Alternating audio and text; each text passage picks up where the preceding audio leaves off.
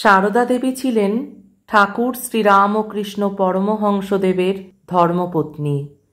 তিনি অত্যন্ত সহজ সরল ভাষায় ধর্ম ও দর্শনের কথা বলে গিয়েছেন। সকলের প্রতি অপার করুণা ও দয়া ছিল সারদা মায়ের। সবাইকে তিনি নিজের সন্তান রূপে জ্ঞান করতেন।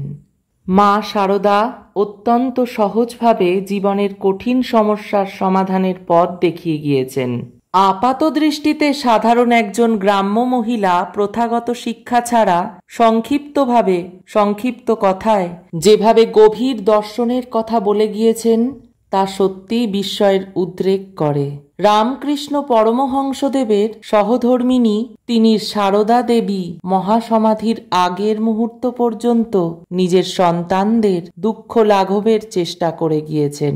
সমগ্র জীবন ধরে সন্তানদের দুঃখ কষ্ট দূর করার সাধনায় ব্রতী ছিলেন তিনি। সহজ সরল ভাষায় ভগবত তত্ত্ব প্রচার করেছিলেন তিনি।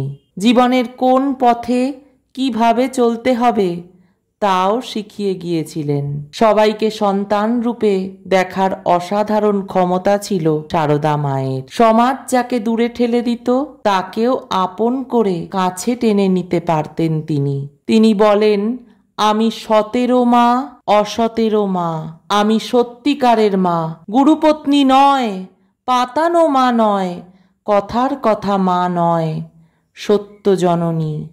মহাসমাধির আগে সারদা দেবীর শেষ উক্তি সম্পর্কে জানিয়েছিলেন স্বামী গম্ভীরানন্দজি মহারাজ। তিনি বলেন, শ্রীমায়ের দেহ যাইবার মাত্র 5 দিন পূর্বে এক ভক্ত অন্নপূর্ণা মাকে দেখিতে আসিয়াছিলেন, কিন্তু ভেতরে যাইতে নিষেধ বলিয়া ঠাকুর ঘরের বাইরে দাঁড়িয়েছিলেন। হঠাৎ পাশ ফিরিয়া মা তাহাকে দেখিয়া ইশারা করে নিকটে ডাকিলেন। তিনি কাছে গিয়ে প্রণাম করিয়া কাঁদিতে কাঁদিতে বলিলেন, মা, আমাদের কি হবে? করুণা বিগলিত ক্ষীণ কণ্ঠে অভয় দিয়া মা আস্তে আস্তে বলেছিলেন, ভয় কি? তুমি ঠাকুরকে দেখেছ, তোমার আবার ভয় কি? তবে একটি কথা বলি, যদি শান্তি চাও মা, কারো দোষ দেখো না, দোষ দেখবে নিজের। জগৎকে আপনার করে নিতে শেখো। কেউ পর নয় মা, জগৎ তোমার। ভক্তদের প্রতি এই ছিল শ্রী শ্রী সারদা মায়ের অন্তিম বাণী। মা সারদার তিরোধান দিবস উপলক্ষে আমার এই সংক্ষিপ্ত নিবেদন। পরিশেষে বলি, যদি আমার চ্যানেলের ভিডিওগুলো ভালো লেগে থাকে তাহলে সেখানেই আমার বিভিন্ন মনীষীদের অমৃতবাণী উপস্থাপন করবার সার্থকতা। নমস্কার।